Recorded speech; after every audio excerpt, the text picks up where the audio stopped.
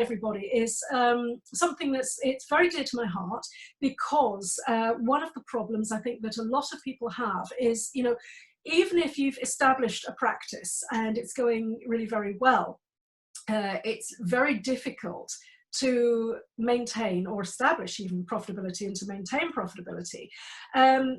For a lot of practitioners, I think we go, oh, icky, profit, oh, that's so commercial. It's a really, you know, it's a bit of a yucky word, isn't it? You know, is it something that we should really be talking about in polite company and in complementary medicine? Well, yes, absolutely we should.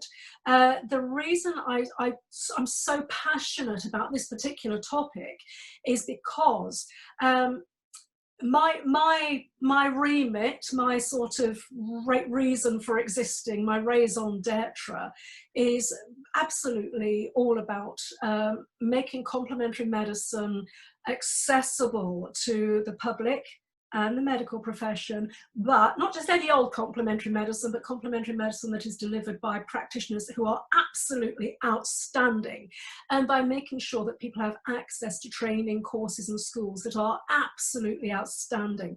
By doing that, you know, we are making a massive difference to public health and well-being. So I think it's really crucial that, you know, that we are in business and structuring our businesses properly and thinking of our practices as businesses, so that we can actually deliver to more people doing the work that, let's face it, we love.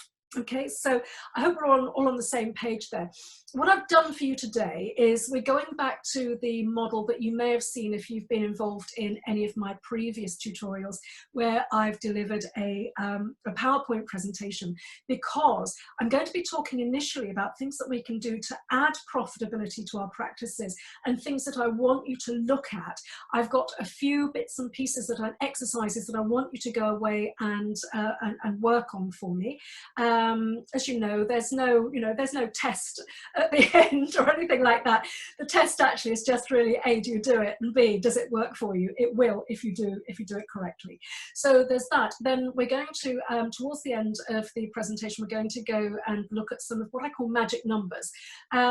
These are very, very, very, very minute tweaks that we can all do that have the most massive impact upon your percentage of profitability. So it's pretty straightforward maths, but I've done some really nice charts for you so you can see how it all works out. So without further ado, let's get cracking. As always, if you need to ask a question, then you know, pop a question in the chat box. We'll be able to all interact together. Just let me, oh, there's Bianca, right, hi Bianca, I just saw you, we just let you in as well. So yeah, so at the end there'll be plenty of time for us to interact together, because it's a smaller number. We've only got 23 at the moment, although that may, well, there are more people coming in. It does mean that we'll probably be able to unmute ourselves and have discussions, which is so much easier in the smaller group sizes. It's so interesting though, because people do watch on the catch up. Now, I also just want to say to you, are you aware of how to get the replay of the sessions? If you're not, I'm just going to tell you now, every Wednesday, the CMA e-newsletter comes out at 11 AM UK time precisely. You can set your watch by it. And in that, we always put a link to the previous Friday's tutorial.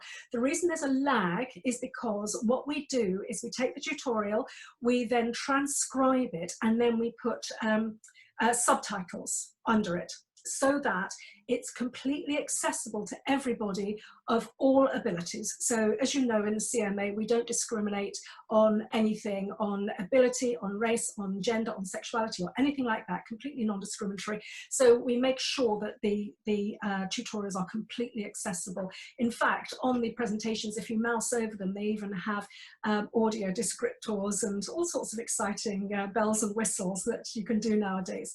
So let's crack on. I'm going to share my screen. Okay, and where is my lovely, oh, is my gorgeous, carefully crafted presentation? Let's make it all big and lovely. Okay, right. Come on, presentation. There we go, magic. All right, fantastic stuff. So can you all still see me? Give me a thumbs up if you can. Yes, excellent. Can you see my mouse moving around? Give me a thumbs. Oh, excellent. Oh, that really actually helps matters. Fantastic. So what we're talking about today is instant profitability to grow your practice now, and I do mean now. So first of all, what I want you to look at is how much is spent on complementary or integrative medicine per annum.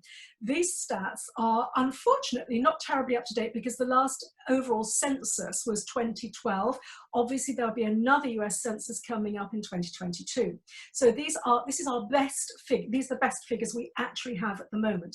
Now these are US figures, and we can extrapolate for our own countries based on these figures, because obviously the USA has a massive population. So of course, the amount of money being spent is exponentially higher than, for example, in the UK with a smaller population. But interestingly enough, what we do know from certain research in the UK is that the use of complementary medicine and allied things like supplementation, like exercise, like nutrition and so on, is also exponentially growing. So what we know is that the figures here for the USA are actually relatively accurate, although of course these figures themselves will be a lot higher. So what we knew back in 2012 was that complementary practitioner visits were to the tune of 14.7 billion US dollars. Now, that we do know has massively increased. You can also see the stats here for things like non-vitamin, non-mineral natural products and self-care purchases and so on. So obviously these stats are drawn from insurance claims, because as you know, in America they have an insurance-driven medical system. And so what also we can extrapolate from these figures is that this is the tip of the iceberg, because most people don't put their homeopath visits or their reflexologist visits or their acupuncturist visits through their medical insurance, because oftentimes those disciplines aren't covered. In some cases they are, most cases they're not. So what I'm saying is this 14.7 billion back in 2012, 8 years ago, was a huge expenditure, but what we know now is it's really going through the roof. So I just wanted to say that, you know, when we think in terms of how much money is out there, a lot of people think, well, people don't really spend money on complementary medicine, do they? Yes, they do. There's a huge expenditure. So that's just to give you, to set the scene and to give you a little kind of rah, rah, rah, because this is incredibly positive. And I think what we've seen throughout lockdown is that a lot of people have been, myself included, and I know Roberta included, and you know, various people that I speak to, and I speak to a lot of you in the group. And I know that in a way, whilst there's been this horrendous downside of COVID-19 and the lockdown, I'm not minimizing any of that, but what I'm saying is it's also given many of us the ability to sort of step back and almost take stock of what we're doing and look at ways that we can actually move ourselves forward and reshape our offering to the world. So what I want you to do is take today's tutorial and actually think about ways that you're going to increase your jig things around in your own practice to increase your profitability levels. So what's the first thing we do? It's increase pricing. Now, as I say, bar none, this is the easiest answer for many practitioners, especially those who've been in practice for a while. Most businesses in this field set their prices when the practice was first launched. And since then, they were so hungry for business, they set pricing levels far too low. I've seen that over my years in practice and running the CMA over the last 27 years. Practitioners are reticent about charging properly for their fees. Now, if you remember the tutorial I gave on setting your fees and really drilling down to the value of your offering and how to establish that value so your clients know exactly what you're offering and the value of it to them, then it really helps you kind of think about your fee structure. So that's what I really want you to bear in mind. If you've not watched that tutorial, please go back to it. I think it was a couple of weeks ago. Last week we spoke about niche. Exercise for you, okay? This is part one of your homework. I'd love you to go away and sit down and carefully rethink your pricing model. Remembering that what I taught, was it last week or the week before? If it's been over a year since you adjusted your fees, it's time to look at it again. Now, I know that there's going to be a knee-jerk response from certain quarters saying, but COVID-19, lockdown, we can't put our prices up, can we? Yes, you can, if you are offering more value. If you can establish the value of what you're offering, we're going to come on to all of this in a moment, then it's actually much easier than you might think to actually put your prices up. So let's delve a little bit deeper. What I want you to first of all do is to really think about streamlining. Now this all sounds very technical. This model has come out of the business environment. What I want you to think about doing is redesigning your workflows and systems for greater efficiency. Think about whether at some point you need to engage a virtual assistant, possibly reorder some of your processes, maybe re-engineer your physical workspaces, and so on. That all sounds a bit sort of corporate, doesn't it? But if you think about it, how much time are you spending doing your admin? How much time are you spending fiddling with your website? How much time are you spending putting together an e-newsletter? How much time are you spending doing social media? All of these things are crucial to running a successful business nowadays. If you are using your valuable time to do those tasks, I really want you to spend time just considering whether you actually may need to bring team members on board. So I'll give you an example. Redesigning workflow and systems for greater efficiency. Within the Complementary Medical Association, we are going through an enormous growth period, which is wonderful. And we are absolutely delighted. But what it means is that we have identified areas in our back-end systems that we could tweak just very slightly to actually make things run a little bit more smoothly, which cuts down the amount of time that we have to physically spend doing certain tasks, which frees us up to do other things. So it's little tiny tweaks that I'm talking about. Think about maybe bringing somebody on board. One of my tasks that I've been failing at miserably is to create a new actual print. We're going old school here with the CMA membership packs. We're actually recreating and reinventing the CMA membership packs, and we're creating this beautiful membership brochure, actual paper, actual, gorgeous, lovely brochure that will give everybody all of the information they need to know rather than having to hunt for various bits of information on the website. So, it's things like that. But you know what? You see, I was trying to do that task myself, thinking, oh, I can do that. And yes, the truth is I probably could, but I haven't got time for it. So we're bringing a chap on board who's actually doing that for us. Now, you can go to places like Upwork, which is you get really good quality people there. You can go to Fiverr, where you don't get such good quality offerings in general, massively generalizing, on Fiverr. But if you need a little task done, Fiverr is good because you can get it done very, very cheaply. Whereas Upwork, if you've got a big task to be done, or if you need a webmaster, or if you need a social media person that you can take on an ad hoc basis, then that's the source for you to go to. So these things, although they involve cost, they are freeing you up to do things that are actually going to add more value to your bottom line. I hope that helps. So eliminate tasks and activities that don't add value to your company or customers or your clients. Money that you save eliminating the cost of things that don't add value to your practice or to your client directly improves your ability to be profitable. Now I'm going to come on to costs and where we can save money in a moment. Okay, the next thing I want you to think about is ways that you can inspire your colleagues. Now, you may be a sole practitioner and you may be thinking, yes, Jamie, but I haven't got colleagues. Well, I would wager you probably have, but you just don't know about it.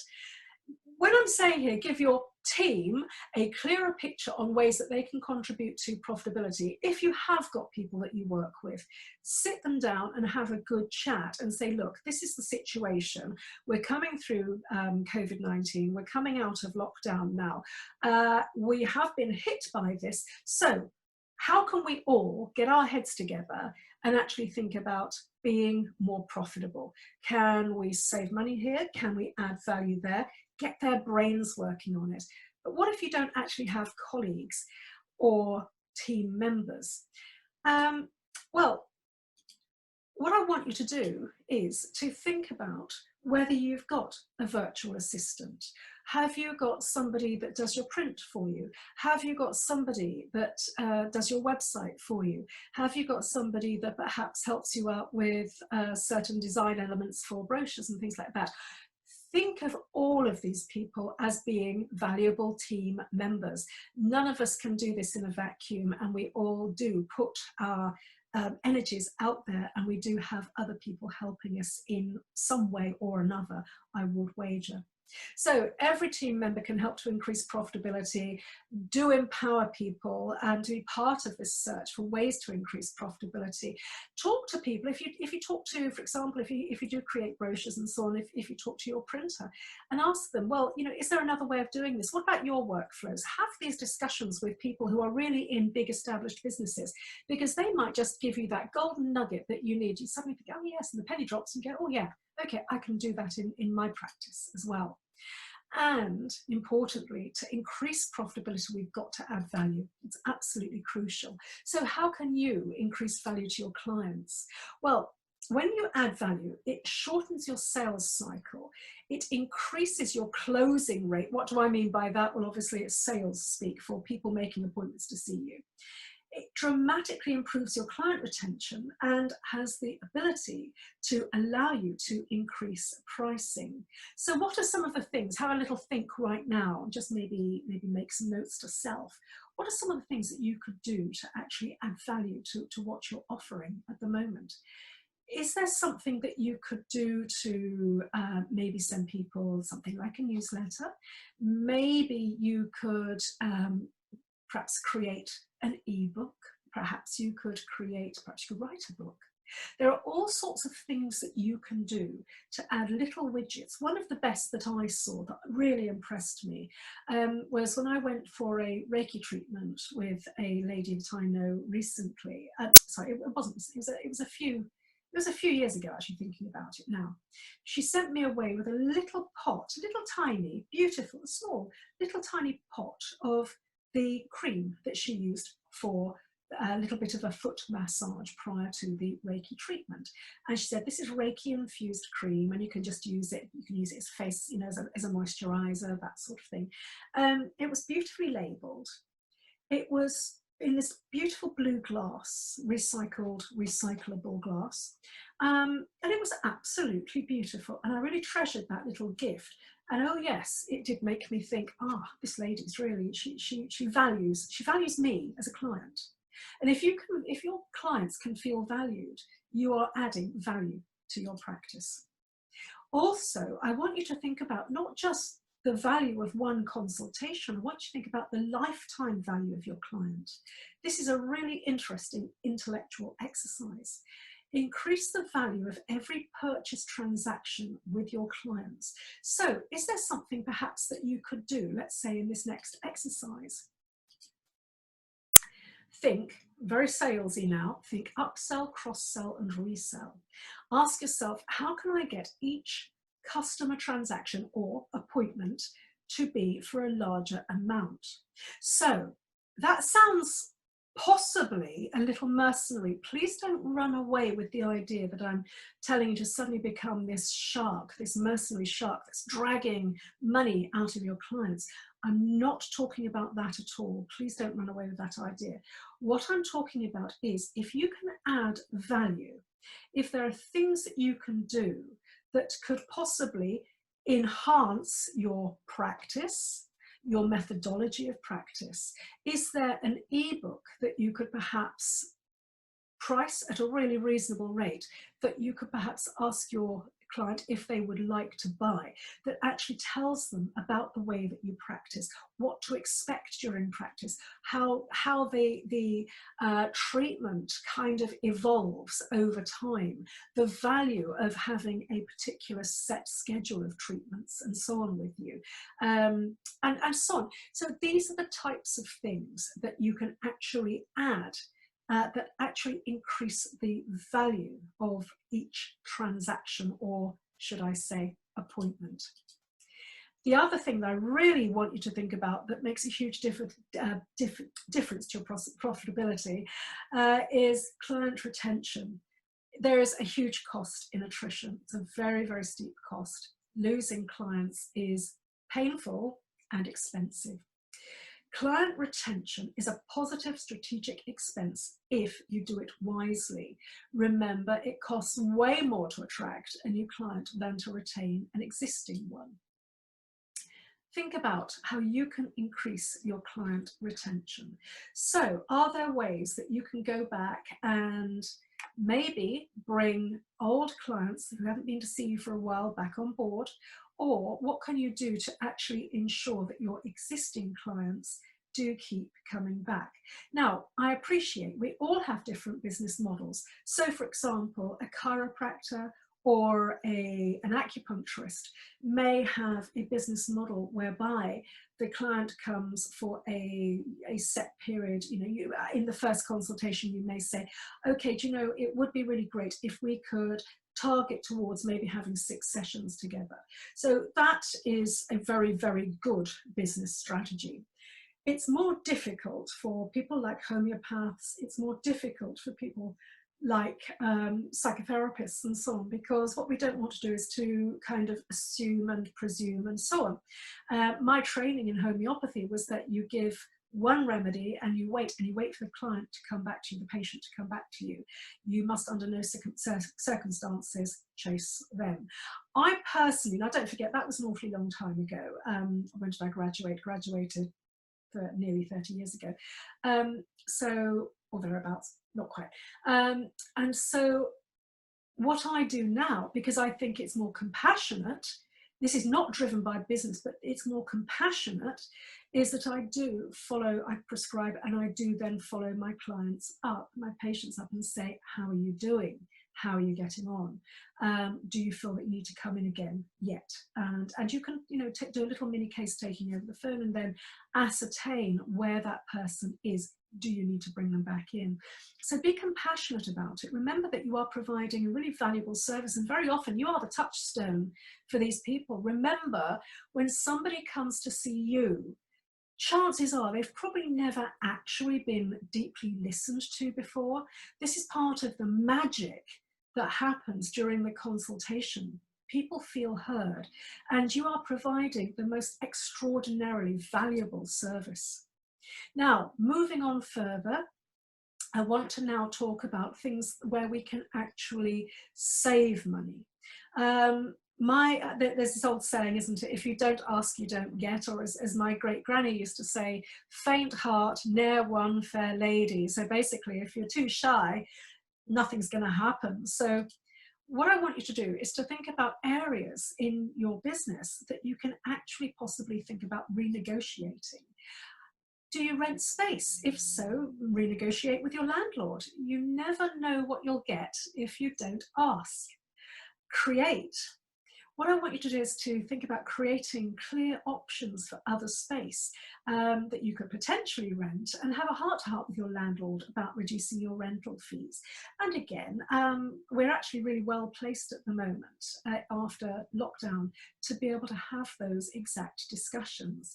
Generally speaking, you know, if you're renting commercial space, there is huge room for maneuver. Many percentage points on commercial space can be knocked off the bottom line at this particular point. In fact, we've never been really better poised to be able to do that. So you are in a very strong bargaining position if you do rent space.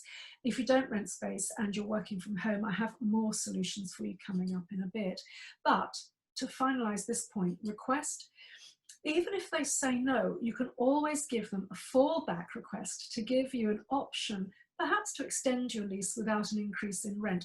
There's always room for maneuver. And if you're really nice about it, if you're really charming about it, and you're not obsequious, but you put things clearly and in a really respectful way, the chances are you'll get a really, really good response. As an aside, okay, the time to ask for favors is in the morning, before the person gets hungry. I know this sounds absolutely crazy, but the research shows that if we want to have a discussion and get a positive outcome in our favour, if we're asking for something, we're wanting to get something, the research shows that if we ask the person in the morning when their energy levels are highest, around about mid-morning, you will tend to be more likely to get a positive response. If you ask for the same favour just before lunchtime, when the person's hungry, their blood glucose levels are lower and you are less likely to get a positive response. It's a very interesting thing. It is evidence-based. So just bear in mind, if you're having that discussion, then right about mid-morning is your best time. 11 o'clock is good. I'd love you to do your homework. Focus your best efforts, talent, and attention on promoting your most profitable products, services, clients, niches, or channels. Now, do you remember that we spoke about Paretos law, where I explained about the 80-20% rule, whereby, sorry, I just want to go back to that, yes, whereby, if you remember, 80%, 20%, the top 20% of your clients are going to produce 80% of your income. So it's a case of, please, if you haven't already done so, please go back and do that homework that I set for you previously. Look at who your top 20% of clients are, best performing clients. Now, if you are not yet practicing, I know we have got some students in the group, don't worry too much about this, but when you get into practice, and you are with me at the most wonderful time because you're getting all of these tools that I bet everybody else who's in practice is now thinking, gosh, I wish I'd known this stuff. So what I want you to do is really observe your clients. When you're a student, just really observe your clients. See not just who's bringing money into the practice, but who are the ideal clients that you really love working with. It's all about shaping your avatar, if you remember that tutorial. And just be aware of who is the sort of the more profitable type of client for you. Okay. Nurturing that top 20% is so important. Strategically map out a pathway to upgrade your top 10 to 20% of clients to red carpet, exclusive or VIP offerings. So what I want you to do is to go away and think really creatively about things that you could offer your clients that other clients don't get. So you could create a club, you could create an association, a society, something like that, or a VIP group is just a great word, really. You could set up, let's say for extra value, you could set up a VIP e-newsletter with special offers in and things like that. You know, don't forget, you can always go and get offers from suppliers. Let's say you work with I don't know, a company that provides supplements, for example, and these are the sort of supplements that you feel are relevant for your practice. I'm blue skying here, obviously. What you can do is you can actually go and negotiate with that company and say, look, I'm just creating this VIP group. Can we get a preferential rate for this group? So there's always ways of going out and doing negotiations. They don't take much time, but the value that will accrue to your VIP group, and ideally you should make this your top performing 20% of clients, it will really ensure that they totally stick with you and that they become raving fans and will tell their friends about you as well. And then you'll get that magical word of mouth happening. Okay. It's fine to let other clients of yours know that the VIP group exists. It may well encourage them to start really, buckling up and knuckling down and doing your protocols and so on. And all of these things ultimately, at the end of the day, ensure better adherence to your protocols, your treatment protocols, whatever they may be. What we're talking about is not just profitability, although that is the topic of this tutorial. I'm also an absolute stickler for ensuring that we get good clients who are the types of clients that we like to work with because they listen to us and they do go away and do what we tell them. So, you know, it brings joy to your heart, doesn't it, when somebody adheres to your protocol. Your clients, as I say, they will want this service, they will value this service, and they will pay for it, and they will feel special. Okay. Also, think about bundling. This works for me in my practice really, really well. Look for ways to bundle products and or services so that you increase the average price at every consultation. Here's an idea for you. Sell your product or service in larger purchase sizes. What does that mean for us practitioners? For example, rather than sell a 1-hour consultation, you sell in 2, 3, 6 or more hour tranches. So what I do, because I'm seeing people and doing health consultations, lifestyle consultations, homeopathic consultations, mind-body medicine consultations, all of that. It's difficult really now, and I'm sure many of you find this yourselves, very difficult for me to actually put a name on what I do because I do so many things all come into the mixture. But what I do is I actually sell a 2 or 3 hour slot for a certain amount of money, and then I will probably take an hour to take the case, and then people can then say, well, I want to come and have a follow-up, and we'll say, okay, fine, well, that's probably a half-hour follow-up, first follow-up, and then the next follow-up might be a quarter of an hour. Then the next follow-up might be another quarter of an hour. So you've got 2 hours at that point. The next follow-up might be another quarter of an hour. The next follow-up might be another half an hour. The next follow-up might be another quarter of an hour. Well, that's 3 hours. So you see what I mean? So selling tranches of time, if you are not running the kind of model that I spoke about earlier with, you know, the acupuncture model or the chiropractic model, where people expect to see you for, say, six follow-ups, this can actually transform your business. I find it fantastic. And again, because people know, you've managed expectations and people know what they are paying for, they know that you are accessible to them, they know that they can get an appointment with you and they've got a certain amount of time with you. All of the expectations are managed. It really does help. And then you can rebook them again once you've gone through that first amount of time, and they'll be getting so much value from you that it makes all of the transactions incredibly easy and elegant and hassle-free. And for you, it gives you the ability to forecast, because you know pretty much how much money is coming in. So bear in mind that as a very neat, very, very useful approach.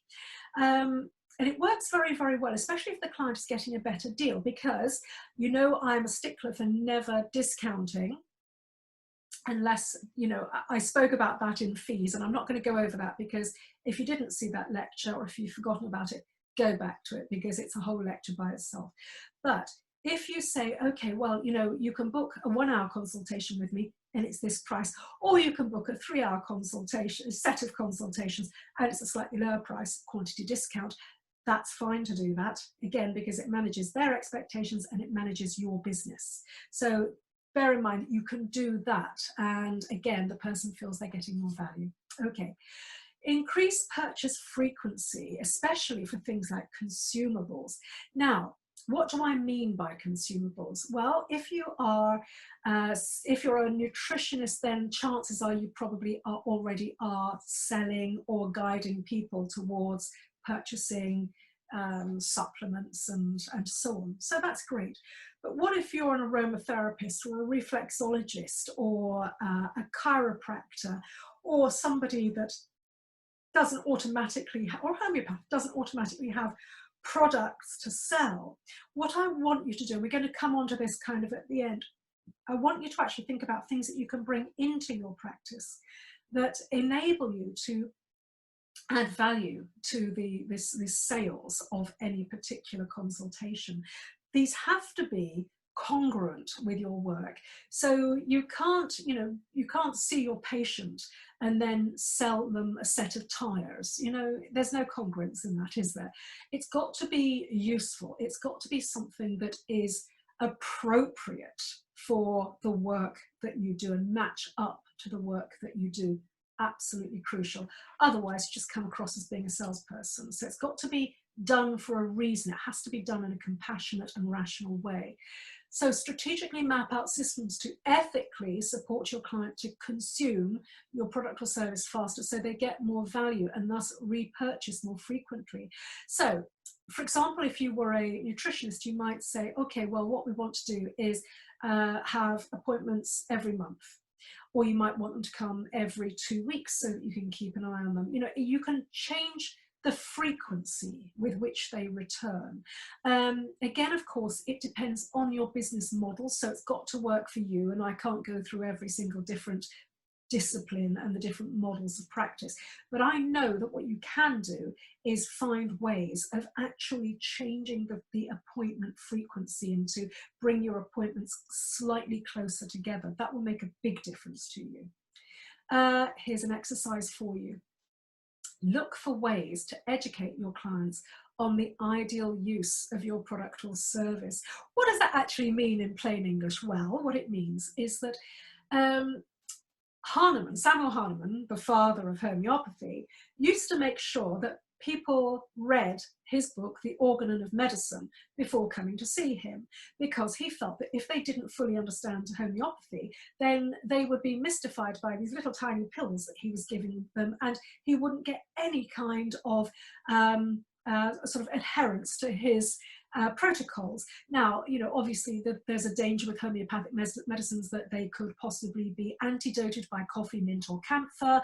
You know, there are various things that he wanted them to do. He wanted them to take certain exercise. He wanted them to eat certain things and so on. So, you know, he felt that by educating the patient, he was going to get better results. And, you know, he wrote his books, The Organ in particular, based on many, many, many decades of experience. And so his work is something that we can all, regardless of discipline, look back upon, because there's great value there in those old books that tell you really what worked in practice then, because it still works in practice now. And again, what it's about is not just drawing money out of people for money's sake. It's also so much about being there for your client, being this touchstone of health and well-being and hearing them so that they are more compliant. And if they're more compliant with your protocols, they get better faster. And people who get better faster are the ones who go out and fly the flag for your practice.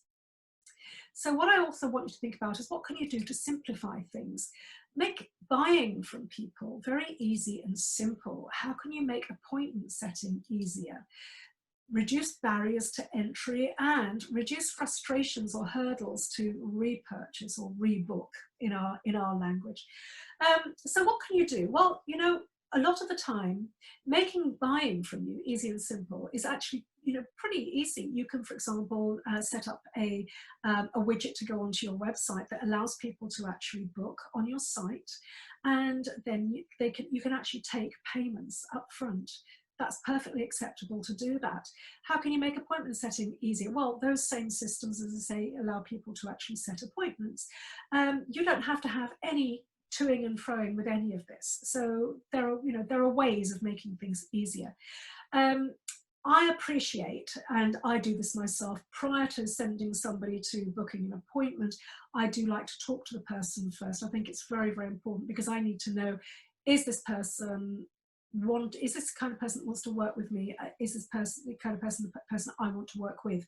I'm very, very choosy about the people that I work with, because again, you know, I'm all about niching, and I have a very, very particular avatar, so I'm very keen to stick to that because it works for me and it works brilliantly. So I do tend to speak to people first. If the fit is right, I then send them to make a booking. Reducing frustrations or hurdles to repurchasing. Well, if what I'm saying about repurchasing is setting more appointments up, again, if you've got a booking system and it's online, then it just makes life so, so much easier. Sending things like appointment reminders is also a very, very good strategy. Even if you've got to the end of your appointment tranche of appointments, if you're doing that sort of a model, sending a reminder out, you know, just checking in with them. How are you doing? Do let me know. I'd love to know how you're getting on. Would you like another appointment? Generally speaking, that works very, very well. So what I want us to think about now is just Bear with me because I'm just going to have a sip of my lovely tea. Excuse me. I've had meetings all day and I've been talking non-stop. I'm getting quite dry. So what I want you to think about is engineering your expenditure to improve your cash flow and cost savings. So what I want you to think about doing now is to shift a cost from a fixed to a variable expense to give yourself greater flexibility. This is a way to protect your cash flow. It's extremely important for unproven tactics and strategies. What on earth do I mean by that? Well, okay, for instance, if you were to invest in a piece of business software, for example, an appointment setting software that you have to pay for, or a client management software, most companies will actually say you can pay by the month, or you can pay for a slightly reduced rate for the year up front. So in this first exercise, what I'm talking about doing is guarding your cash flow by initially sucking and seeing whether you actually really like this software and whether it's going to work for you. So what I want you to do is to go monthly at first, just to make sure it really is absolutely right before totally committing yourself. Then, if you find it's working, you can shift a cost from a variable rate to a fixed rate where the value is then proven. Make this shift only when you can negotiate a substantial price savings by doing so. Now, most of the big companies out there will say, right, okay, well, if you want to pay by the month, it's 13, 14 pounds a month. But if you want to pay for the year up front, it's 140 pounds. So you're getting a certain percentile saving. All of these little bits and pieces will absolutely dramatically impact your bottom line. But as I say, in this model, test the system first to make sure you're not making a ghastly mistake. And then once you know if it's right for you, you can then invest in paying upfront, which then gives you a profitability increase because you are decreasing your outgoings. Does that make sense? Fingers, yeah, thumbs up if yes, we're all good, are we? Okay, good. I hope I'm not losing anybody. Consistently look for ways to lower your fixed overhead. Scrutinize your basic expenses to eliminate non-strategic costs that just don't add value to the company or to your client. You've constantly got to think about what's adding value to your client. It's absolutely crucially important. So are there ways of negotiating? As I say, we spoke about fixed overhead being rent. That's one example of fixed overhead. We're going to come onto a list of things like that in just a moment. So I also, last but not least at all, is to talk about stock. Now, a lot of you, I appreciate, may not carry stock, but if you do, this is very important. Or if you're thinking of carrying stock, supplements, essential oils, vitamins, oh gosh, you name it. If there's any stock that you're carrying, think about reducing. Reduce the need to stock too much inventory and materials which compromise your cash flow, and they really do put a strain on your profit margins. If you can reduce your stock levels, if you do have stock, it will improve your profitability. I want you to clarify things, get clear on all of the costs of any inventory you may be carrying, the cost of capital, storage, insurance, and so on. This will help you make informed stocking level decisions. Think about selling things. Consider selling off or writing off old inventory.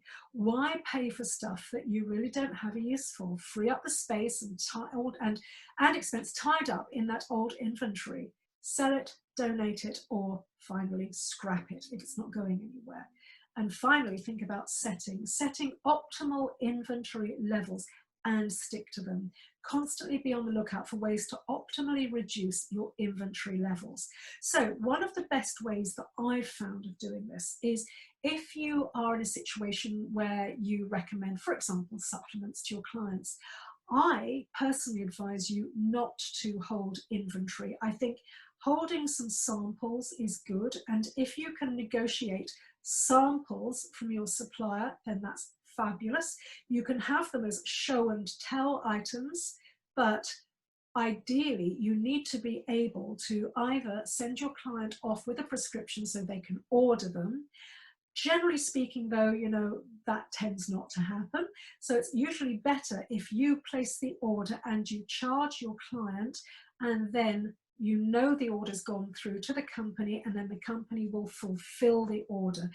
Much better, because it doesn't involve your time, which is absolutely crucial, and so it frees you up to be doing other things, but also, of course, it does mean that your client is getting a reliable service and you don't have to fiddle around. Also, remember that you can negotiate with your supplier to improve the margin that you may possibly be getting as a commission for selling that product. It's perfectly okay to do that. It's perfectly legitimate to get a commission from selling products. It's like an affiliate fee, that sort of thing. Perfectly legitimate. Do think about it if that's something that you do, if you do supply any sort of products at all.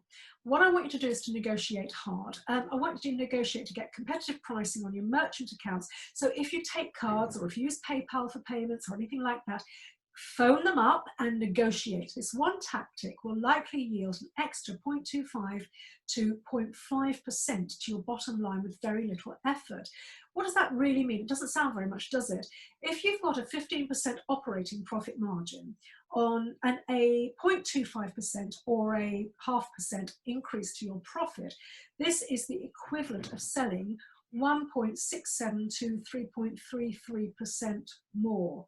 Percent is really interesting, and we're going to come on to some lovely examples of that in just a moment.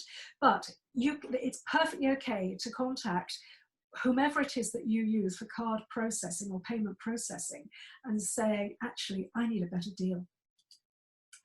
Okay, use cost comparison sites, talking again about reducing your costs. Think about your broadband, gas, electricity, travel, products, consumables, your business, your print, web development, hosting, groceries, mortgages. It's all up for negotiation. Use the cost comparison sites. I went on a cost comparison site just recently because I was just looking at my electricity bills, actually. It's just on a personal level for my house. And, you know, I shaved a vast amount. I think I shaved about £600 a year off my bills, which I thought was really worth having. Surprising, isn't it, that you can actually do that? And if I had time, I would go through all of those items and actually look at cost saving. Don't reinvent the wheel. Consider buying off the shelf versus designing or developing tools, website, booking system, machine, etc. from scratch. Plus, you won't have the install base to update that tool if you did make your own thing. So, for example, you know, when people bring out latest software releases, and if you made your own, you would have to constantly keep updating it, which is incredibly expensive. So I would say, if there's a solution, existing solution out there for you, go for it, because, you know, any upgrades, any development is amortized across the entire customer base. So chances are a lot of companies will give free updates or very, very, very low cost updates. So I'd always say go with existing tech if you possibly can. Finally, stay focused. Beware hidden R&D costs for pet projects and bright, shiny opportunities that don't match up with your original strategic plans for your practice. Now, that all sounds very technical. I don't have R&D, do I? Yes, you might. I bet you probably do, as a matter of fact. R&D is not just a tech or pharmaceutical issue. If you work on new ways to create a product or service that you will one day, down the road, sell to the market, you have R&D. So just be really careful about the amount of time and money that you put into those projects that may happen someday. What I want you to do is to bring your focus right back to the here and now and look at exactly what you can do with your practice right now to actually increase your profitability. So what I want to talk about is the basic way that we calculate and we can actually add instant profit to our practices, just as I promised when I sent you the email. So with your permission, I shall have one quick slurp before we get into the maths. Oh, that's a lovely cuppa. I do love my afternoon cups of tea. Right, so what we're going to look at here is a very basic calculation. We're going to look at a really, really basic model with a person, imaginary person, with one imaginary client, 5 days per imaginary week, and we're going to look at what the difference makes with a 10% change. So These are silly examples. Do not run away with the idea that I'm telling you this is what you should do in your practice. Do not run away with the idea I'm telling you that this is what you should charge in your practice. These are silly numbers, and I've just rounded them up just to just so we can do the maths really, really easily, so that you can see how the magic numbers work. Okay, so let's say, for example, this person is, where's it gone? That was weird. Right, so this person is actually seeing one client 5 days a week, 40 weeks per year. So that equals 200 clients. They charge £50 per appointment. Their total income before deductions, therefore, is £10,000. Now, they've got costs. So these are the variable costs of running your business: admin, marketing, consumables, print, website, advertising, tax, accounting, etc., etc., etc. So again, I've put a silly figure in there of £1,000. Obviously, we know it costs way more to run your practice than that, but it's just for the maths, okay? And then you've got, so £1,000 from your variable costs, taken away from your £10,000 that you've made gives you £9,000. And then you've got to think about your fixed costs, your rent, electricity, rates, water, and so on. You have to take out another £1,000 for that. Again, silly number, but just to do the maths. So we're taking away 2,000 from our 10,000, which leaves us with a net profit of £8,000. But what if we made a really, really small tweak to these figures? What if we increased our number of appointments, and so that would take us to 1.1 clients per day.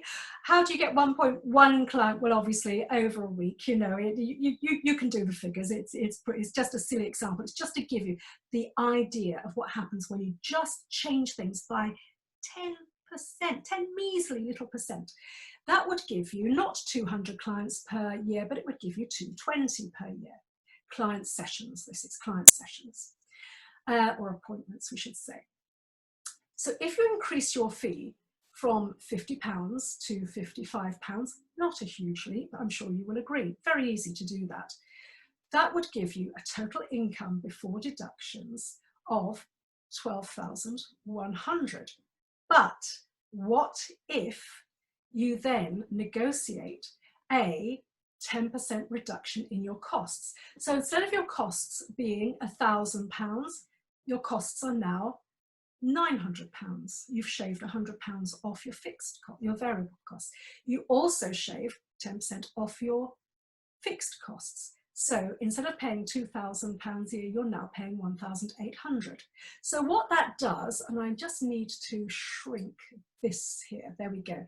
So initially, what we're talking about is after all the fighting's done, or after all the costs are worked out, what we're seeing by making 10% tweaks, which are very easy to do, we're seeing an uplift in our net profitability of 28.75%. It's quite surprising, isn't it? Now, don't forget, those are silly numbers, okay? So don't run away with the idea I'm telling you that's what you should do, because it's not. Let's look at this next example. 2 clients a day, 10% increase in fees, 10% increase in number of clients, reduction, or 10% in number of appointments, I should say, reduction in costs, and working an extra 5 weeks per year. So let's look at this spreadsheet here. Okay. All right, that's pretty psychedelic, wasn't it? Love it. All righty. So we've now got, let's say, so again, we're still charging a very modest £50 for our appointments. So we've got 2 appointments 5 days a week, and we're now working for 45 weeks per year.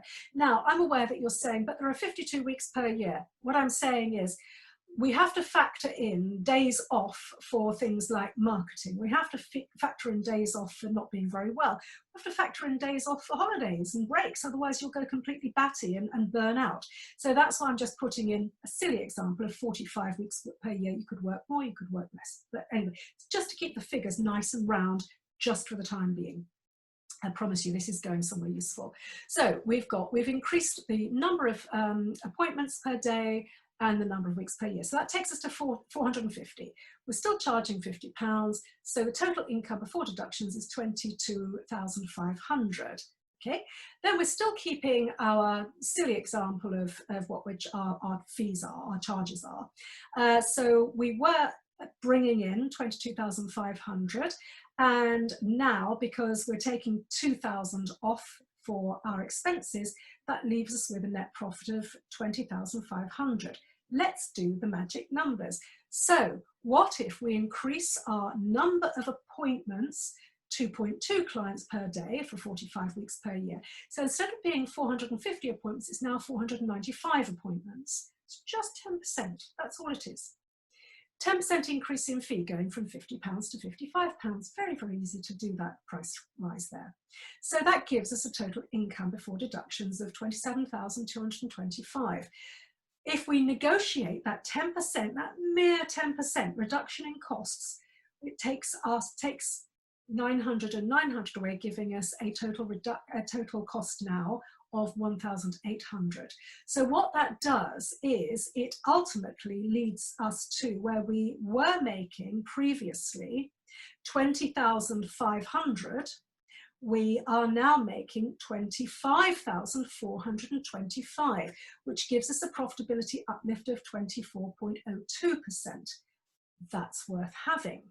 Very interesting. Okay, so the next example that I want to show you, again, magic numbers, 2 clients a day, 45 weeks per year, but this time with a 15% increase in fee, which is nothing dramatic, a 15% increase in the number of client appointments, and a 15% reduction in costs. So you can see where I'm going with this. So we were on 450 appointments per year, £50 per appointment. So we're still on that 22,500 after expenses and costs, 20,500. That's what we're bringing in. With a 15% increase, what that does is it takes us from 450 appointments per year to 517.5 appointments. So what that means is instead of being 2 clients per day or 2 appointments per day, it's 2.3 appointments per day, which is nothing wild, is it? It's totally achievable. Truly, totally achievable, isn't it? So what if we increased our rates from £50 by 15% to £58? Pretty easy to do that as well. And you know, when we talked about fee setting, we talked about how to put prices up. So if you didn't see that tutorial or you want to go back over it, please do feel free, because we did speak about that there. Okay, so your total income before deductions is 30,000, and then same silly example of, you know, the silly example of 1,000 and 1,000, 2,000 to run your business. Highly unlikely, you know, wouldn't it be nice if that's all it cost us? But I'm just, again, making the numbers really, really straightforward and easy. So with that deduction, we've got, there we go. Let's go down to the bottom here. So where we were bringing in 20,500 by doing that 15% increase in the number of client appointments per day, the 15% increase in fee, the 15% reduction in costs gives us, instead of 20,500, it gives us 28,315, a percentage uplift of 38.121%. Okay, so you see where this is going. It makes very, very interesting analysis. Now, let's look at some more realistic targets. This may not be where you're at the moment. This may not be anywhere near what you're charging at the moment. On the other hand, and I know this to be true for many people in this group, this is way less than you're charging at the moment.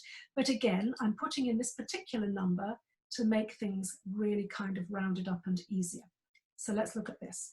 So where we were before, exactly the same place, 450 client appointments a year, £50 per appointment, the 22,500 we were bringing in before, taking out, now I've changed the costs to try to give us something a little bit more realistic, okay?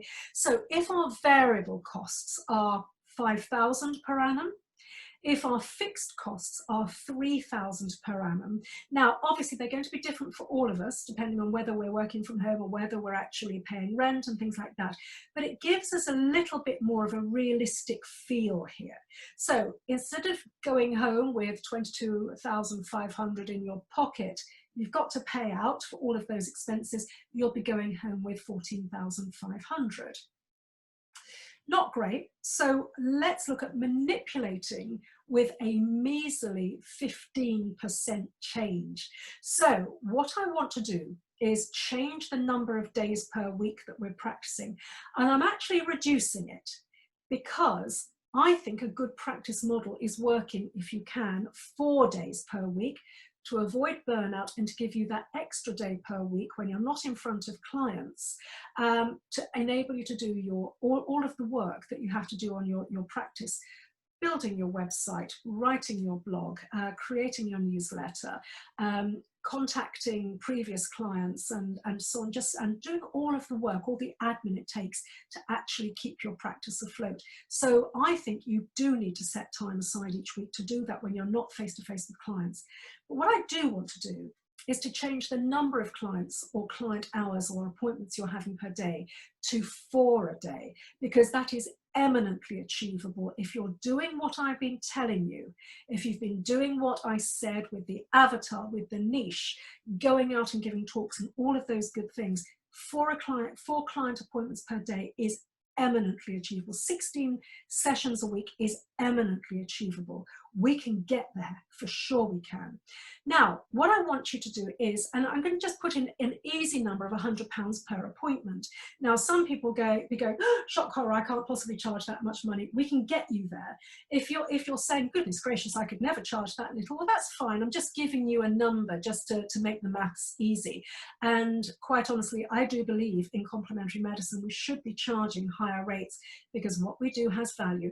And remember, as I've said before, if you are charging higher rates, you can be more profitable in your business.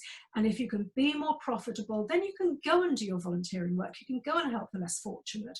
But you've got to look after your profit and your practice first in order to stay in profit, to be able to help more people doing the work you love.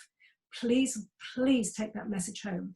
Personally, I think £100 per session is actually a low amount, and I would like you to look at it and consider how to get there if you're not there already. In America, the model is completely different. If you're going for a massage, your massage starts at $100. So yeah.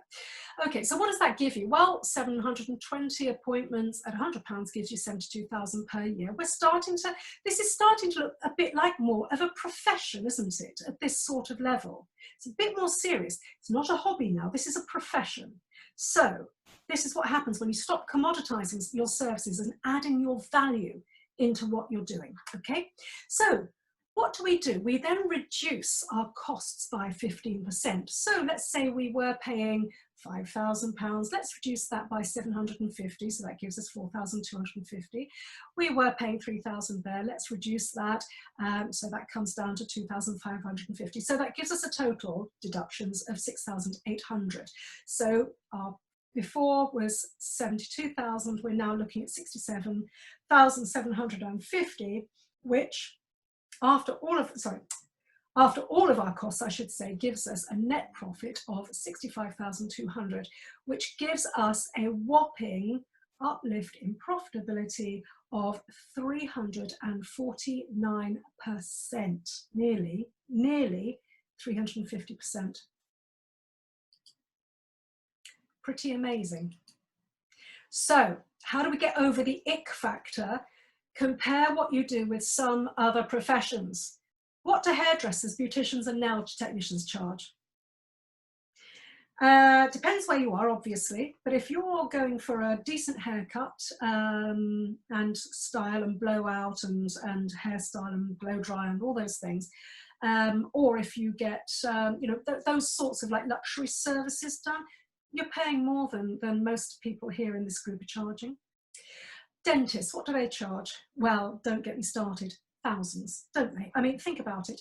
And you think about it, if somebody goes to a dentist, they're just getting a filling or a polish and scale, or they're getting, I don't know, an extraction, God forbid. You have to pay literally through the nose for these services. And it doesn't actually make any difference to the person's overall health and well-being. Think about what you are doing for the person's health and well-being. Overall, you're probably saving somebody from developing chronic disease. that would see them into an early grave. This is how important, how serious your practice needs to be and how seriously you need to take it. What are conventional doctors in private practice charge? Well, you know, we know that doctors are great. You know, if you have the misfortune of breaking your leg and you need to go to hospital and get your leg reset and then put into plaster and all sorts of things like that. Or if you need acute conventional medical care, fantastic. Doctors are amazing. If you're type 1 diabetic and you need insulin, doctors are amazing. But from the perspective of chronic diseases and chronic illnesses, we are the game changers. We're the ones who win out, are we not? I'm sure you're nodding in agreement. I hope you're nodding in agreement. I'm just going to bring the list up so I can see. Yeah, okay, I've got you all back now. Good. Had to hide that when I was doing the spreadsheets because I couldn't see the spreadsheets. So, for example, the British Medical Association advises consultants to set their fees taking into consideration their time, expertise, training, and expenses. You can't advise. People say, what does the CMA advise we charge? We can't advise, because then that would get us into trouble with the Monopolies Commission. Have you got a question? Oh, okay. All right. Sorry. I was just, yeah, I can't see the questions screen if there are questions. Somebody needs to wave at me, or Roberta, unmute yourself if there are any questions coming up. Okay, so these are, sorry, Roberta? Do you have a question? Catherine was just, Catherine was just saying goodbye. Oh, okay. That was why she was waving. Thank you. I was because I've got the presentation on my screen. I can't see the chat box. Thank you. Appreciate it. So, what are the steps you must take right now to grow your practice? I promise we're nearly done, everybody, and thank you so much for bearing with me. What can you go out and teach? Can you go and teach things? I bet you can. Can you put a class up online? Is there an online course you can develop? Remember, that was the first tutorial I taught in this lockdown tutorial series. Go back and have a look at that how to put up an online course tutorial. Establish your expertise. You know, I've spoken about this again with other tutorials. Go back and have a look at those. Establish yourself as the number one in your niche, because you are the number one. Nobody else has your experience. Nobody else looks at the type of work that you do in the unique way that you do. Okay, so please, you know, bear in mind you are the absolute expert in your area. Get out and speak. This is so important. You know, the most effective way of building a practice is going out and giving talks. And I will be giving you a course. You know, I mentioned last week we're going to be putting up some courses. That was very well received. I'm going to be creating a public speaking course for you. Write. What can you do and write? Can you write for a magazine? Can you write for a local newspaper? People are desperate for content. Can you write for the CMA website? We always say to people, write an article for the CMA website. We will link to your website. We will go rah, rah, rah. You'll be in the CMA newsletter going out to tens of thousands of people and journalists every single week, week in, week out. If you've got the will, we've got the platform for you. So use us. Form strategic alliances. Can you work with practitioners of other disciplines to do a cross-referral thing? No, don't worry, you won't lose your client. They're not going to go away and suddenly become a shiatsu client if they are your aromatherapy client. They're completely different disciplines. So think about creating a cross-pollination with practitioners of other disciplines. How do you create your niche? Go back to my tutorial on niche creation. You've got to create a niche. If you don't do that, you're not going to have a thriving practice. Go away, work on your avatar. All of these things are steps you must take right now. What else can you do? You can create multiple streams of income. What else can you do to earn money while you sleep? You know that those cheesy adverts, you've got some guy standing in front of a private jet that you know full well is not his private jet, or he's standing in front of his Lamborghini with some really hot bird on his arm, you know. Honestly, they are so nauseating, and you just know it's completely none of his stuff. And it's a model that's been bought in and paid very, very well for the privilege of standing next to this strange man who's going to tell you how to make money while you sleep.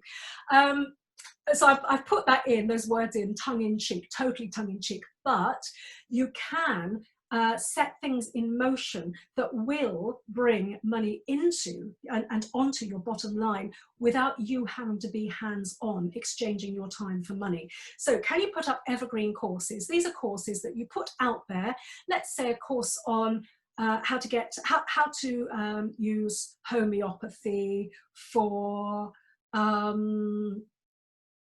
oh, I don't know, school children, children of school age, let's say. Aromatherapy, we think about things like scrapes and bumps and not going to sleep at the right time and things like that. I'm just giving some silly examples, but if you think creatively, you'll be able to come up with some really neat ideas, and perhaps a little course on that. Could you write an ebook?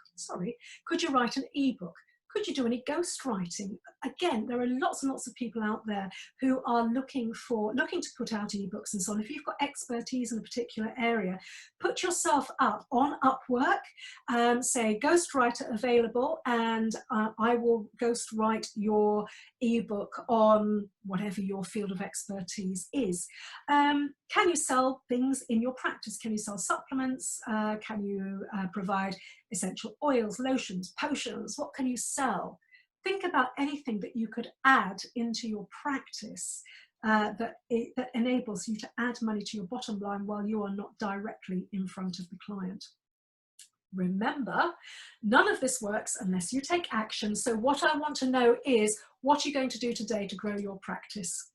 So as you know, everything we do here is copyrighted. You may, of course, use this copyright notice if you need a copyright notice on your website or in any of your work. That's perfectly okay for you to share that.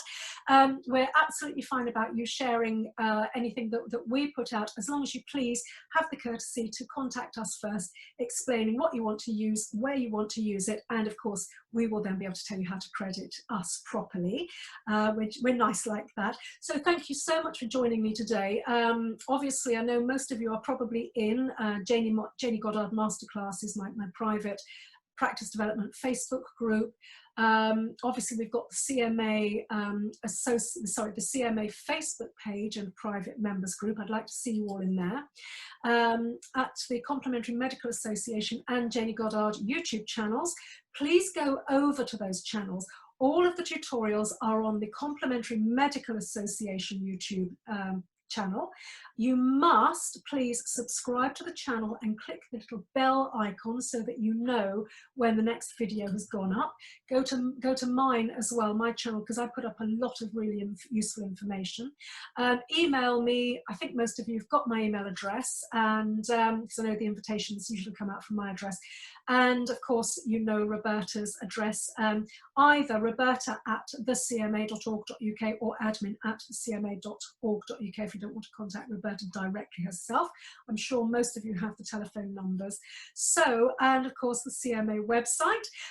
So I think we can wrap this section up today. Right, okay, let me stop sharing this screen and get us all back. Right, okay, we're back in the room. Okay, lovely. I know that we're now 4:15, so you may need to dash. If you don't, I'm more than happy to throw the floor open if there are any questions. Is there anybody that would like to ask anything, or either in chat or out loud by unmuting yourself? I'm going to just have a little look through the comments and questions while I just have a little wait and see if there's anything that needs clarification. Okay, oh, that's great. Good, good, good. Joan, has the system frozen? Oh, oh, thank you, Bianca. No. That's lovely. That's very, very kind of you. Thank you so much. Okay.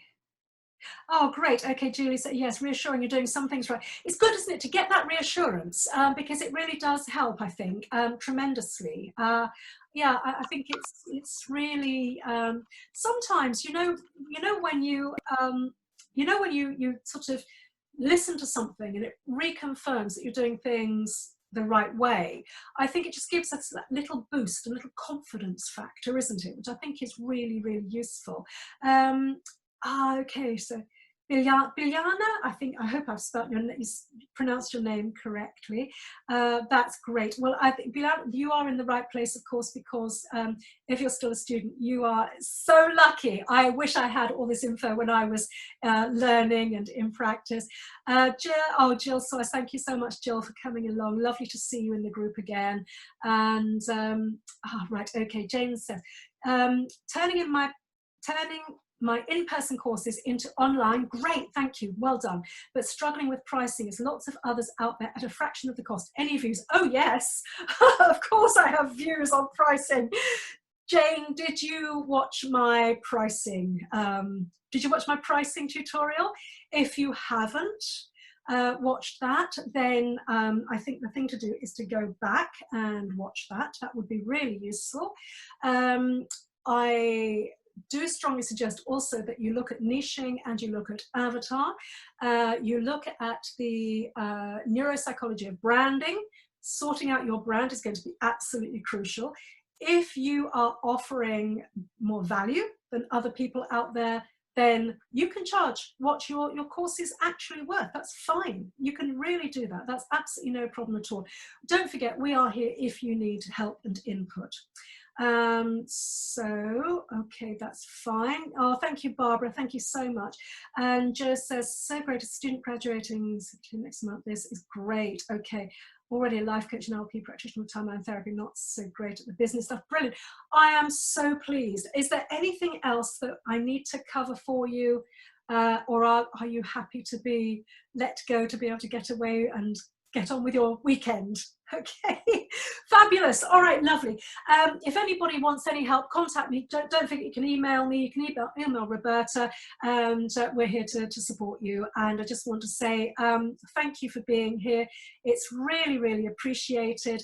And I just really want to say that, you know, you are amazing. You are doing brilliant work. You are making a huge difference to the world. If there is anybody in the group who isn't yet a CMA member, do join the CMA. We are there to look after our members. We do a fantastic, fantastic job of it, which I know anybody who is a CMA member will agree and back me up on that. But yeah, that's it. Thank you so much. Much love to you all. Stay safe and well. Bye-bye.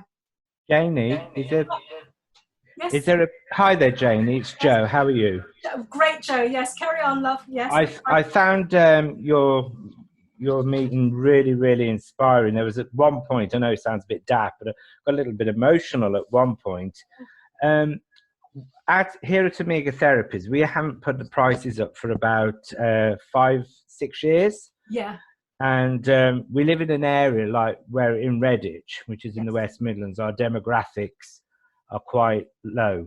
We have in Redditch, we have 2 of the areas that are in the top 10 for poverty within the West Midlands. And so when we're talking about prices, say for instance, a full body aromatherapy massage would cost normally 30 quid within the Redditch area. Now, we know that some competitors in other towns charge 48, 50 pound. Is putting the prices up 10% realistic if your demographics are quite low? I noticed before you answer that I did underline it. What we do has value, and I think that's really, really important. And as a politician, as you know, I was the mayor of Redditch, and that I believe in politics, what we do has value. So trying to link that in with the complementary medicine field. Yes. How would you foresee an increase in 10% as a realism? If you were you're charging £30. Yes, at the moment that's been 6-7 years. £30 is £3. Yeah. Yeah. It's not much. No. And it's I think for somebody like me, it's quite fearful to put the prices up because you worry about losing. That's it, Joe. I'm saying it almost tongue in cheek. I'm just saying that, you know, oh, it's not much, kind of tongue in cheek, because what I want you to do is to go back. I don't know how many of these tutorials you've seen. All of them. You have, right? Okay, so please just have a quick little relook at pricing, because it's all about value. If you can establish the value of what you do to your clients, then it's not going to be an issue. Now, I do fully appreciate that, you know, there are areas, pockets of the country where there is immense poverty. I live in Hastings. This is an area of the country where there is immense poverty. So it might not be realistic for me to go out and offer, I don't do massage, but to offer, to give an example, massage for £100. But what I can do, because I can take note of the market forces. I can be the most expensive person in the area. That's perfectly okay if I am offering the concomitant value. That's what's crucial here. But what I can also do is I can spread my offering. I can spread my profitability by doing things online so that your offering is more available to other people. Can you teach online? Are there things that you can do online? Can you write ebooks? What else can you do that is not actually location dependent? There will be a lot that you can do. Also, if you say that people in an area near you are charging £47.50, am I right? Yeah. Yes. How far away are they? Believe it or not, say 7 miles. Okay. Different town, different demographics. Okay, what we know is that people will travel surprising distances to see the practitioners and the doctors that they like. I used to have a homeopath when I used to live out in Berkshire. My homeopath used to live in Lewisham, which was an absolute awful journey round the South Circular in London. If anybody knows the South Circular, you will sympathise with me. It was a ghastly journey to get there, but it was so worth doing. The research actually shows that the further people travel, whether it's for conventional medicine or for complementary medicine, the more likely they are to be better clients insofar as they will adhere to your protocols better. So they are the people we want to work with. We don't want to work with people who just literally, you know, you'll spend, let's say you're a nutritionist and you spend an hour banging into this person what they've got to do to get well, and they'll walk out of your door and go to Mackie D's. Okay. Yeah. We don't want those patients or clients, do we? No, no, no. We want the ones who are actually going to listen and say, okay, yeah, I hear you. I'm committed to getting well. This is what I'm going to do. So you know what? Why don't you focus, as an exercise, focus some of your advertising and some of your word of mouth and go out to that area and give talks in that area to increase, because that's actually where your demographic is. Why don't you bring those wealthier clients your way, because they will come. 7 miles is nothing to come for a treatment, and actually bring those ones in, and all of that will give you massive uplift from £30 to 47 or £50. I mean, what's that? That's a huge uplift percentage-wise. So you know, you can do it. Thank you. Totally do it. Yes. I'm aware we're over time. If everybody's happy, I'm happy to keep going and talking if this is useful. If you need to go away and get on with the rest of your day, that's absolutely fine. Roberta, are you okay to hang on for a bit? Yes, I am. Yeah, that's absolutely fine. Yes. Andrew, please, let me unmute you. Okay, I've got you, love. You're fine. Hang on. Andrew, don't touch it. I've unmuted you. That's it. Okay, good. Ironically, I work in to the right of Joseph's area in the East Midlands, and I'm from Hastings. Yes, and I have clients in Hastings who I charge £40 and £50. Yeah.